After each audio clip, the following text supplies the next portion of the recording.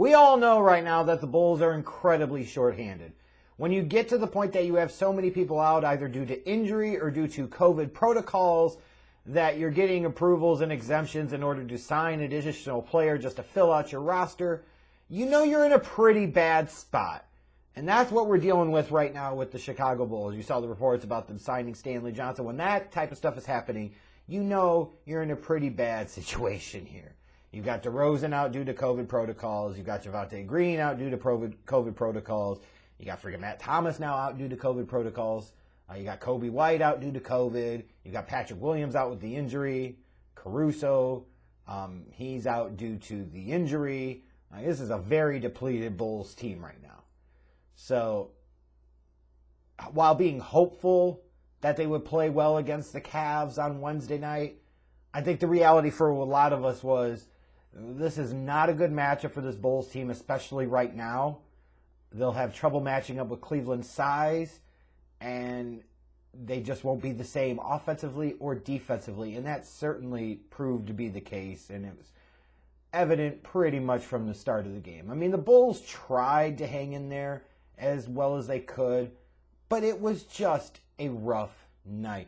You saw all types of lineup configurations and rotations from Billy Donovan that you would normally never ever see, although he still didn't play Simonovic even a minute in this game, which I found totally astounding. Why not put the kid out there and see what the hell he could do? Like, did he piss somebody off? I don't know. But when you've got Dotson out there getting key first quarter, second quarter minutes, you're in a bad spot. Let's just face it. So it's not surprising the Cavs were up 29-24 after the first quarter. You knew that Evan Mobley, even more so than Jared Allen, that it was going to be Evan Mobley that was going to be the matchup problem for Chicago. He had 8 points in the first. A really curious, questionable decision by Billy Donovan to start off the game with Ayo on him on defense. That was weird. You almost wonder if you were going to do that, then maybe you would put Ayo on Jared Allen. I don't know. Like, either way, it's not something I would have done, but, you know, I guess what other choice did you have? But just really, really weird. Yeah. I mean, you could see the stud-level potential of an Evan Mobley in this game. You could see Chris Bosh 2.0 all over the damn place. Like, this kid was incredible. He was fantastic. And he also wasn't just Mobley making waves here. It was Ricky Rubio in the first quarter. He was feasting on Dotson. He was just driving to the basket, and then he was stopping, and Dotson couldn't keep up. Rubio had 8 in the first as well. I was hoping if one thing that you were going to get some Levine ball on Wednesday night, like Zach saw, like, hey, I could take 30 shots in this game, and by God, I'm going to do everything I can to do so. And maybe if he was having a hot shooting night, it would be the one chance that the Bulls had to really stay in this. And in the first quarter, he looked pretty good. He had 11. You know, they were down 5, but they could, okay. You know, the longer you hang around in this game, the better chance you have. Cleveland started opening it up a little bit in the second quarter. You could start to see where this was going to be a really bad night for the Bulls. They really didn't have any answers for Evan Mobley and Darius Garland all night long. Mobley and Garland each with 12 at the half for the Cavs. Even though the Cavs were only 4 of 12 from 3, you felt like, yeah, the Bulls are in a pretty bad spot here. Whereas Levine had 17 for the Bulls at the half. You had Derrick Jones Jr. with 9. It was a big opportunity for him. And then Lonzo Ball with 8. The Bulls were shooting less than 40% from the field, only 5 of 15 from 3. And they got 0 bench points in the first half. Not a good combination.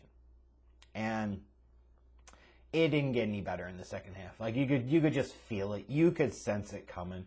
The Cavs were able to pull away, especially in that third quarter, made it not competitive. You know, there's almost a point where I'm thinking, why don't you rest Vucevic and Levine more? This is already a tired and kind of drained team. Like, I'm not necessarily a huge fan of just throwing in the towel at the beginning of the fourth quarter, but sometimes you have to make strategic business decisions. Lose the battle to win the war, if you will. And sometimes you never know. Guys come off the bench and they're hungry and they want that opportunity and they could bring you back into the game. So it doesn't necessarily have to be a throwing into the towel. But I was surprised he had Levine and Vucevic on the floor as late in the fourth quarter as he did for a team that you already know is depleted, that is tired. Why would you keep trotting them out there? I don't get it. And the Cavs ended up winning relatively comfortably, 115-92. Darius Garland had 24 points to lead the Cavaliers. Evan Mobley with 16 points and 9 rebounds. Jared Allen with 13 points and 12 rebounds, so he had a double-double. Mobley was 1 rebound short of a double-double. Cleveland's bench outscored the Bulls 39-16, and you could really see that if you get to a spot where this Bulls team has to face off against the Cavs in the first round of the playoffs, let's say, this is a tough matchup for the Bulls even at full strength, but especially not at full strength, which obviously the Bulls clearly are not at this point. You've got those two bigs in Mobley and Allen that the Bulls will really struggle to match up with. You saw that in this game. This game, if anything, is a good reminder, even though it doesn't feel like it's the best time to have that conversation because of how depleted the bench is due to the COVID protocols and Caruso's injury. The reality is they're not getting a ton of punch off of the bench outside of three guys anyways. You know, the time has come. You've got to get ready to get some type of front court presence in there. You need some type of stretch 4 or 5, like a Miles Turner type of guy. That's just one example of several that could be thrown out there. Others will throw out there Jeremy Grant, Christian Wood. I don't care. They need somebody. Pipe dream for me would be Siakam, but I would certainly be content with Miles Turner. And man, would he made a difference in this spot. I'm less concerned right now about how the Bulls will match up against small ball teams like, let's say, the Brooklyn Nets. I think the Bulls match up favorably against them and have beaten them twice in the regular season already. It's the teams like Miami without Adebayo and their ability to defend that concern me.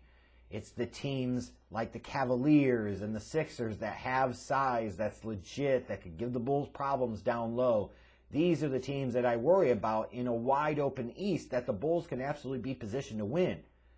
It's just right now they're not in the best place, but better to do it now here in December than have this type of shit happen in April or May. Now, we'll say if there's going to be a time that you're going to have this, if you were the Bulls, this is the right time to have some of these issues with COVID, if there's ever a right time for that, because you figured they played Wednesday night and they don't play again until Saturday evening. You know, they've got, I think their next game after that's not until Tuesday. So they've got some built-in rest here, some extended rest that will allow them to have these guys out with missing not as many games as they normally would. And the Bulls need that rest every bit of it they can get. Levine had 23 to lead the Bulls. Vucevic, you know, he had 18, but he was bad. 8 of 23 from the field, 1 of 7 from 3. You know, it's going to be asking a lot for a Levine and a Vuce and Alonzo to play great every single night, all three of them combined, for this team to have a chance to win. But reality is at least two of them has to play at a very high level, and the other one can't be too far behind. And when you've got Vucevic throwing up as many bricks as he did on Wednesday night, like, you're just going to have trouble. You just are. Even when Lonzo has 19, it's just not going to be enough, and it clearly wasn't here. So now the Bulls get ready for their matchup Saturday against the Heat. You know, and the reality is this is probably what we expected was going to happen. And it might be a rough couple of games here for the Bulls, because all these other guys that you lose, on top of that, then you lose your arguably MVP to this point in time in the season, DeMar DeRozan. That's a tough thing for any team to overcome, especially this Bulls team. This Cavs team is young and exciting and has the size up front that gives the Bulls problems. This is not a team right now, based off the way the Bulls are currently constructed. The Cavaliers are absolutely a team I would not want to see in the first round of the playoffs.